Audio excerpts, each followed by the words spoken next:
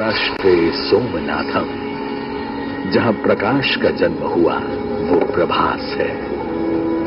यहाँ की हवाओं में ऋषियों का तप है और लहरों में महादेव का जय घोष।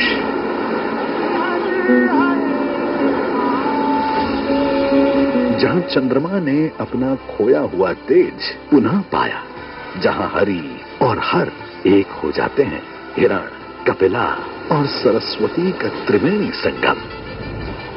युग बदले, सतयुग में सोम ने स्वर्ण, त्रेता में रावण ने रजत, द्वापर में कृष्ण ने चंदन और कलयुग में भीमदेव ने सोमनाथ मंदिर को पाषाण से गढ़ा। ये भूमि परशुराम के तप, रघुनंदन राम की भक्ति और बलराम के महाप्रयाण की साक्षी है। यहीं पीपल की शीतल छाया में कृष्ण ने अपनी लीला संपन्न कर स्वधाम प्रस्थान किया। ये मोक्ष का द्वार है। कहा गया है, सोमलिंगम नरो त्वष्टा सर्व पापहि प्रमुच्यते, यानी सोमनाथ के दर्शन मात्र से मनुष्य सभी पापों से मुक्त हो जाता है। दुर्भाग्यवश कोटि कोटि लोगों की श्रद्धा और आस्था का केंद्र सोमनाथ 1026 ईस्वी से शुरू होकर कई शताब्दियों तक विदेशी कुटिल आक्रांताओं का निशाना बना, जिनका लक्ष्य था विध्वंस। न सिर्फ मंदिर को तोड़ा गया, बल्कि शिवलिंग को खंडित करके मस्जिद के फर्श में लगा दिया गया ताकि पैरों तले उसे रौंदा जा सके। मकसद था आस्था की लौ बुझ जाए, घंटियों की गूंज मौन हो जाए। लेकिन भगवान सोमेश्वर के इस पावन धाम को मिटाने की ताकत किसी अंधेरे में कहां थी। जब जब सोमनाथ के स्वाभिमान पर प्रहार हुआ, सनातन की रगों में उबाल आया। अनगिनत सनातनियों ने अथक संघर्ष किया, अपना रक्त बहाया, सर्वोच्च बलिदान दिया। यहां मिटाने की सनक जितनी गहरी थी, सनातन को फिर से खड़ा करने की जिद उतनी ही विराट होती गई।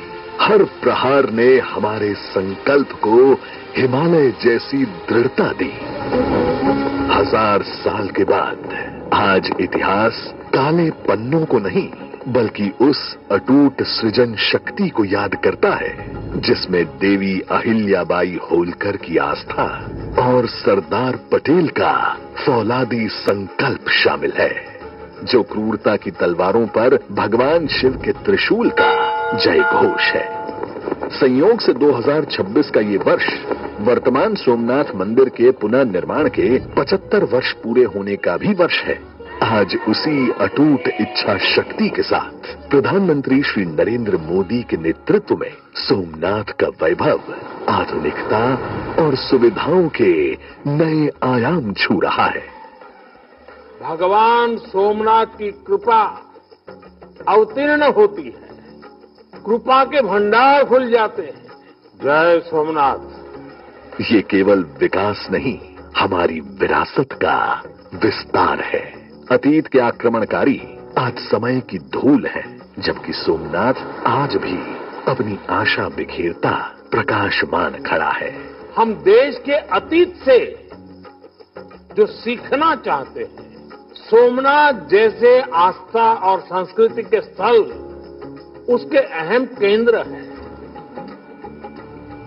स्वाभिमान पर्व के इस ऐतिहासिक पल में 72 घंटों का अखंड ओमकार उसी शाश्वत ऊर्जा का विजय नाद है।